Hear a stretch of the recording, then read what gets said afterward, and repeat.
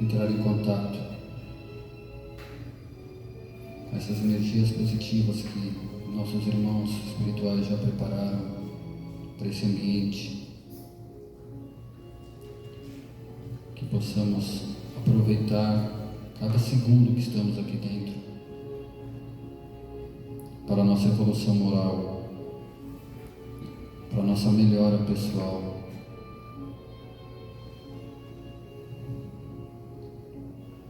Que possamos agradecer a Deus Pai pela oportunidade de estarmos reunidos nessa casinha para aumentar nosso aprendizado na Terra. Que possamos ser o povo de Deus, como Cristo disse, que sejamos mais caridosos, amorosos e responsáveis com a nossa encarnação. Assim seja.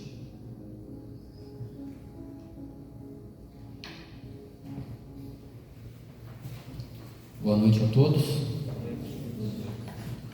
Hoje é com satisfação que a gente recebe o Darcio Destra. Ele é palestrante espírita, trabalhador do Grupo Espírita João Cabete. Há muito tempo que não vinha aqui conosco, né? E o tema da palestra de hoje é a doutrina espírita, o Consolador Prometido.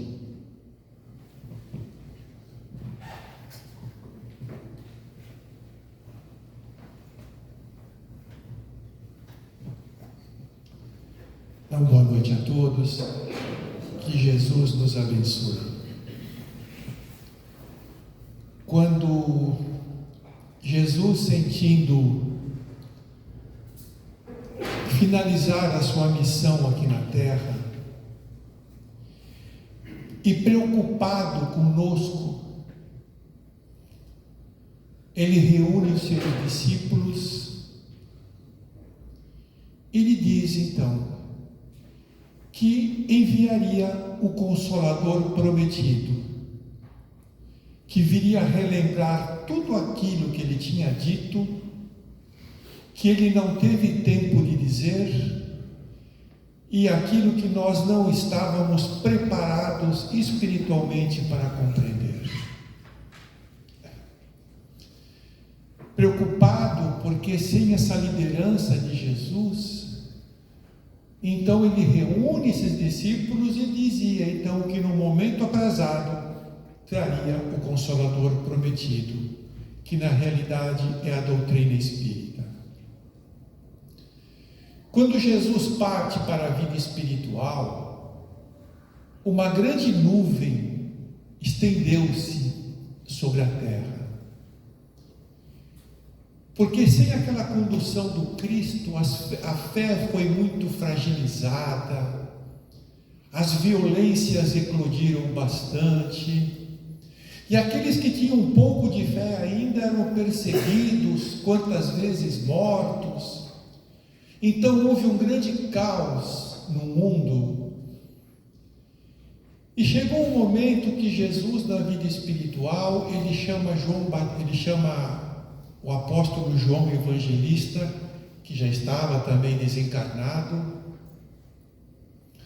e pede para que João viesse ao mundo físico em espírito, observar como estava sendo vivida a sua doutrina. E João vem, faz um apanhado, passa um tempo, volta à vida espiritual, reúne-se com Jesus e diz: a coisa está feia. Então ele começa a enumerar as muitas dificuldades que nós estávamos vivendo. O papado, as religiões, as cruzadas, a Inquisição, as violências, as pessoas que estavam sofrendo muitos constrangimentos, pois o mais forte dominava o mais fraco. Então ele foi enumerando situações difíceis que se vivia no planeta. E aí então ele diz: é hora de já começar a preparar a minha doutrina. Chama o espírito de Kardec, o espírito evoluído, e lhe dá essa incumbência de reencarnar e, no momento aprazado, trazer a doutrina. E assim foi. E quando Kardec ele codifica toda a doutrina espírita, houve nova mudança no planeta, porque as pessoas sentiam-se mais encorajadas, mais fortalecidas, a fé tinha se expandido. Então, muitas condições positivas foi se fazendo. E dentro da doutrina, Jesus nos legou o Evangelho segundo o Espiritismo, que é o que ele estava tudo relembrando no que ele tinha dito. Por que você passa o que você está passando? Porque muitas vezes as dores, as dificuldades, as enfermidades, as aflições, as decepções, as frustrações se fazem na tua vida. Porque Jesus nos deixou o seu Evangelho como o caminho para que nós o percorrêssemos. E nós ainda não atentamos que o que está no Evangelho e o esforço maior da sua vivência é um tratamento de cura para nós. Então, quando nós passamos por todas essas dificuldades, elas representam o quê? O nosso afastamento do Evangelho. O Evangelho já não pode ser mais um livro de cabeceira, um livro para ser apenas usado no Evangelho do lar, um livro para abertura de trabalhos espirituais, mas ele tem que ser entendido por nós como um roteiro de norma de conduta. Passado mais de 2000 anos e com tudo aquilo que Jesus nos deixou, por que nós temos tanta dificuldade em vivenciar mais o Evangelho? Por que nós temos essa situação difícil? Porque nós o lemos, nós o compreendemos, mas muito pouco, é uma verdade, nós o colocamos em ação. Porque quando Jesus esteve conosco, ele foi nos mostrado como um ícone religioso, como um chefe de uma religião. E quando Kardec, na codificação do Livro dos Espíritos, ele questiona os espíritos superiores, qual foi o maior modelo que Deus enviou aos homens? E todos eles são unânimes: Jesus. Então Jesus foi o maior modelo que Deus nos enviou, é o guia. E quem é o guia? O guia é aquele que já percorreu todos os caminhos que nós temos que percorrer, que já vivenciou todas as experiências que temos que vivenciar, que já entesourou grandes conhecimentos que nós temos ainda que adquirir. Então Jesus é o nosso guia, é um modelo, mas foi nos mostrado como ícone religioso, como chefe de uma religião e nós perdemos o senso do modelo.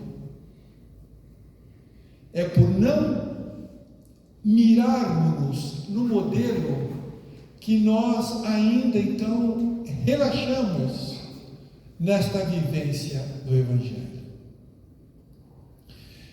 Diz a espiritualidade que, pelo que nós conhecemos, nós já deveríamos estar no patamar espiritual mais avançado, mas ainda estamos tendo dificuldades de dar pequenos passos.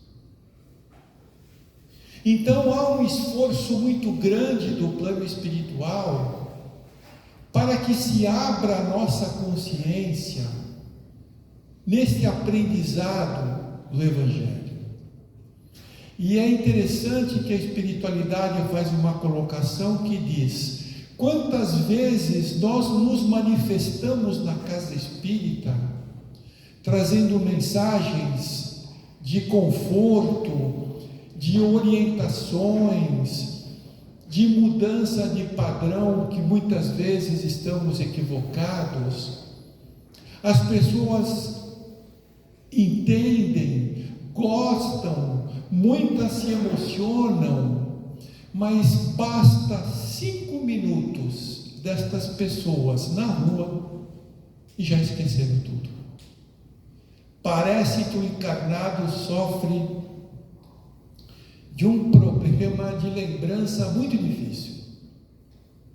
Então, nós temos tido tantos recursos, tanto auxílio da espiritualidade, tantos benfeitores, mas nós estamos deixando-nos postergar para mais tarde, para depois, para depois.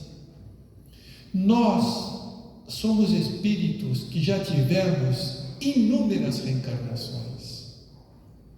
Nós já vivemos em vários países, já utilizamos vários corpos, falamos várias línguas. Então, e ainda estamos tropeçando nos mesmos buracos e com as mesmas pessoas. Então o Evangelho requer de nós, não que vamos nos transformar do dia para a noite, não que vamos vivê-lo em sua plenitude do dia para a noite. É difícil, a própria espiritualidade sabe disso, mas o que conta muito é um esforço nosso para isso. Então a doutrina espírita, ela é o consolador prometido, ela não é o resolvedor prometido. A doutrina não veio resolver todos os nossos problemas, não veio curar as nossas enfermidades, não veio nos libertar das dificuldades e nos trazer facilidades. Não, pelo contrário, talvez se venha até sofrer mais. Mas ela é o consolador. O que ela vem nos trazer é um norte, é um rumo para a nossa jornada, é um consolo que ela nos traz. Porque com a doutrina nós aprendemos que Deus não é mais, como antigamente achavam-se, um Deus vingativo, cruel, rancoroso, que nos cobrava, que nos punia. Não, ela vem nos mostrar um Deus Pai, de misericórdia, de amor, que nos dá tudo aquilo que precisamos, mas nem sempre aquilo que nós queremos. A doutrina vem nos mostrar o porquê das nossas dores, dos nossos sofrimentos, por que nós passamos por determinadas situações na nossa vida, como lidar com as dificuldades que nos alcançam. Então ela vem nos trazer um despertar muito grande para a nossa consciência e vem nos mostrar uma situação muito importante, que todas as nossas dores, principalmente as nossas enfermidades orgânicas, ela nos mostra que tem origem no nosso espírito. Porque todas as nossas células, e nós temos trilhões de células, elas têm princípio inteligente. E todas as células do nosso corpo, elas obedecem à direção do nosso pensamento. Elas são fiéis ao nosso pensamento. Então, se os meus pensamentos forem bons, as minhas células serão fator de vitalizar o meu corpo, renovar energias, favorecer saúde e bem-estar. Mas se os meus pensamentos forem enfermiços, não forem bons, ela atua dentro desse padrão vibratório, trazendo desajustes ao corpo espiritual, e esses desajustes são levados ao corpo físico como enfermidade. Por isso que aquela colocação, mente sã, corpo são, é real. Então a doutrina nos mostra que se nós quisermos curarmos das nossas enfermidades, nós temos que curar primeiro o nosso espírito. Porque quando a doença surge no corpo físico, o corpo espiritual já estava doente há muito tempo. É que não foram tomadas medidas de modificação de conduta. E aí então enfermou-se o nosso corpo físico. A medicina terrena, ela vem curar o nosso corpo físico, os efeitos. Mas cadê a causa desses efeitos que nós passamos? Está dentro de nós. A causa está no nosso espírito, onde a doutrina vem nos alertar: o ódio, a revolta, o rancor, egoísmo, orgulho, desejo de vingança, mentira, maledicência.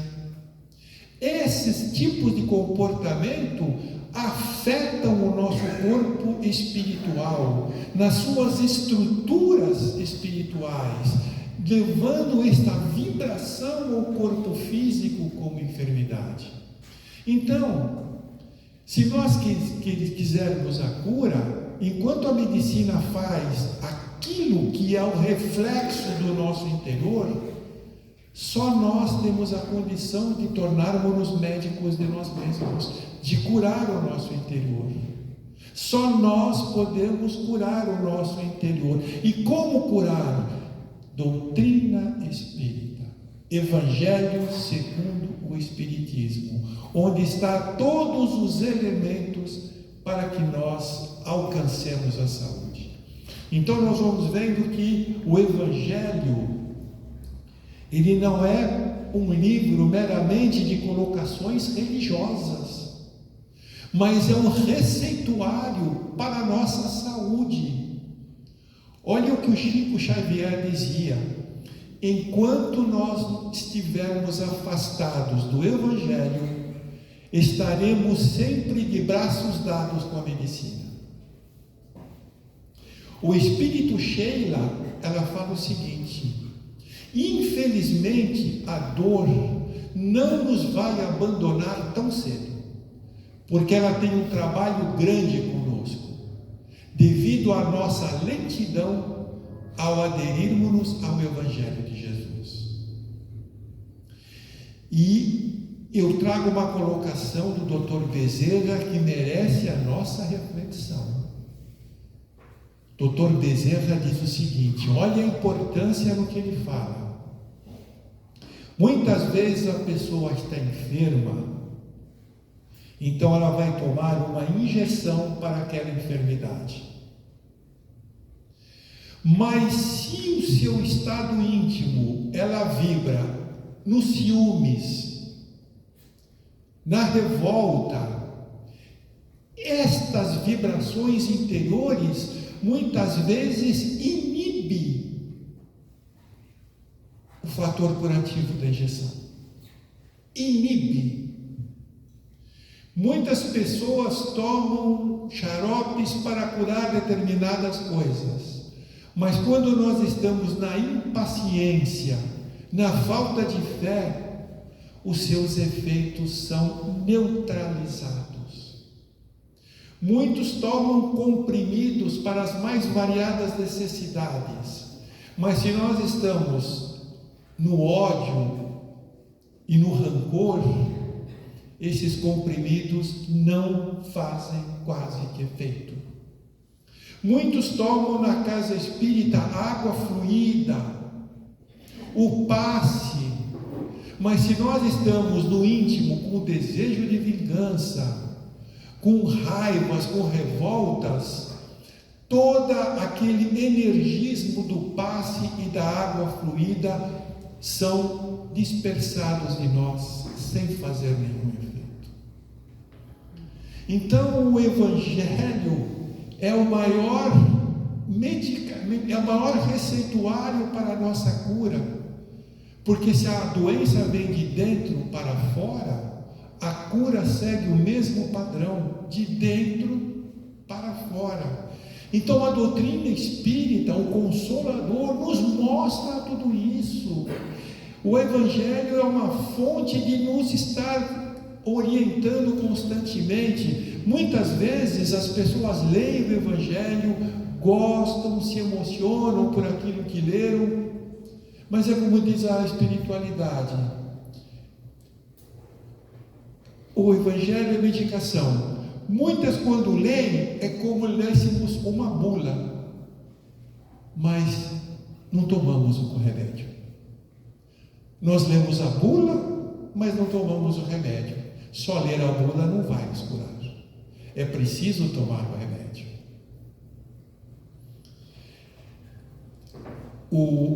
Há muito tempo não, um tempo bem razoável atrás, Chico Xavier, lá em Uberaba, um dia houve um almoço para o Chico. Então foram convidados confrades da doutrina espírita, médiuns, enfim, o pessoal dentro da área da doutrina espírita. E na porta, porque era uma reunião, era um almoço particular, né? Na porta estava Orlando Noronha. Orlando foi um médium preparado pelo Chico e que hoje ele viaja o Brasil fazendo psicografias. E ele estava na porta, Orlando Noronha, consultando a lista das pessoas que vinham para aquele evento. E de repente chegou uma mulher, denotando um profundo sofrimento, um desespero muito grande, um sofrimento que olhos fundos, parecendo que ia cair. Ela chega até o Orlando e fala: eu quero falar com Chico Xavier. Ela não conhecia o Chico e nem o Chico conhecia ela. E o Orlando disse: olha, minha senhora, nós estamos num almoço particular, faça o seguinte, venha logo mais à noitinha, que o Chico vai estar aqui em trabalho e a senhora conversa com ele. Ela falou: moço, o senhor não me entendeu. Eu quero falar com Chico Xavier agora. Senão, eu vou me suicidar. Abriu a bolsa, tirou 2 pacotes de chumbinho, falou: se eu não falar com ele agora, eu vou me suicidar. Porque eu perdi o meu filho. Eu estou desesperada. Eu não consigo viver com essa perda. Então a vida para mim não tem mais sentido. Então eu quero falar com Chico Xavier, senão eu vou fazer isso. Aí o Orlando percebeu a gravidade da coisa. Pegou aquela senhora pelo braço, abriu a porta, pôs ela para dentro, falou: olha, está vendo aquele lá embaixo? aquele lá é o Chico Xavier. Colocou ela para dentro e fechou a porta. E ele ficou lá até o momento que foram lhe chamar para ele então fechar a porta lá e ir participar do almoço.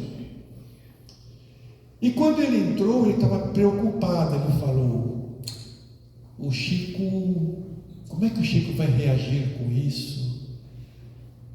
Né? O Chico vai perceber esse negócio todo, né? Não dá para enganar o Chico. Bom, ele entrou e aí o Chico vinha vindo calmamente na sua direção e falou: ô Orlando, venha almoçar junto comigo, senta comigo na mesa. E ele sentou-se. E aí o Chico falou para ele: Orlando, ele, o Chico e a mulher não se conheciam. Você está vendo aquela mulher lá no fim da fila? Era própria. Ele falou: sim. Então vá até ela e traga ela aqui para mim.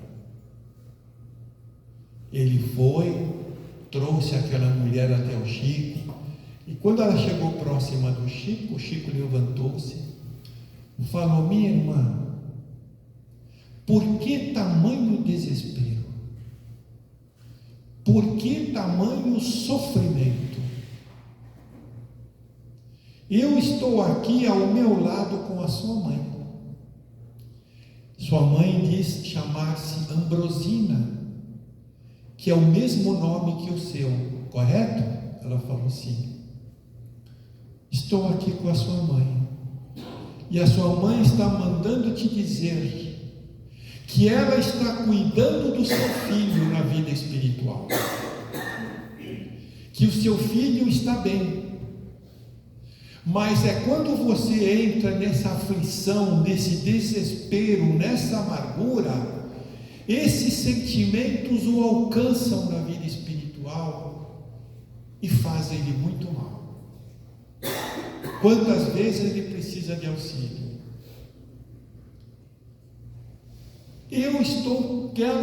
Então Chico falava, ela está cuidando do seu filho, o seu filho está morando com ela na vida espiritual. E a sua mãe te pede um pouco mais de resignação e de fé. Aquela mulher ficou assim, espantada, e o Chico falou: volte à noitinha. Quem sabe não teremos uma mensagem do seu filho na noite de hoje. Agora a senhora pode ir lá com o pessoal tomar refeição. Chegou a noite, aquela mulher apareceu e começaram-se os trabalhos, e a primeira psicografia que o Chico fez naquela noite foi para aquela mulher, foi do filho dela, que ele dizia quase as mesmas coisas que a mãe tinha dito, que ele estava bem, estava feliz, estava morando com a avó na vida espiritual, é uma avó porque ele tinha assim muito amor, que ele estava muito bem, mas que esse bem dele era sempre prejudicado quando ela tinha aquelas crises de desespero, de revolta, de não aceitação. Que ela mudasse aquele comportamento, porque ele sofria muito quando acontecia isso. Que ele estava sempre ao lado dela quando podia, e que ela resignasse e esperasse, porque no momento oportuno estariam juntos novamente. E falou mais coisas, né, que era de conhecimento só dela e do filho. Aí o Chico pegou e entregou a carta, né, a psicografia para ela. Ela pegou aquela carta, colocou junto ao peito e entrou num choro muito grande, um choro compulsivo, chorou. Aí depois ela sentou-se e ficou até o fim do trabalho do Chico. O trabalho que o Chico fazia lá terminava 4h30 da manhã. E quando terminou aquele dia, ela estava saindo, Aí ela viu Orlando, ela falou: poxa, eu vou agradecer, porque ele também ajudou esse contato. E foi até ele. E falou: olha, muito obrigado por você fazer aquela ponte com o Chico. E ela já denotava no seu semblante uma condição mais viva, mais feliz. Ela falou: muito obrigado. Abriu a bolsa, tirou os 2 pacotes de chumbinho. Falou: você está vendo isso aqui, Orlando? Chegou no lixo próximo e jogou. Eu não mais preciso disso. Então, o filho foi devolvido? Não. A dor foi tirada? Também não. E o que foi dado? O consolo. É o que a doutrina espírita nos promete. O consolo. Por isso que ela é o consolador prometido. E nós, na nossa jornada, nós não sabemos o que vem pela frente. E com certeza nós estaremos necessitando do Consolador prometido. Então, uma das mais espetaculares notícias que a doutrina espírita nos trouxe é de que a morte não existe, que você não morre, que aquele que você ama também não morre. Mas deixa um alerta: aqueles que você odeia, que você tem pendências a resolver, também não morrem. E sabe qual é a grande chance de vocês estarem juntos na próxima vida? Enormes.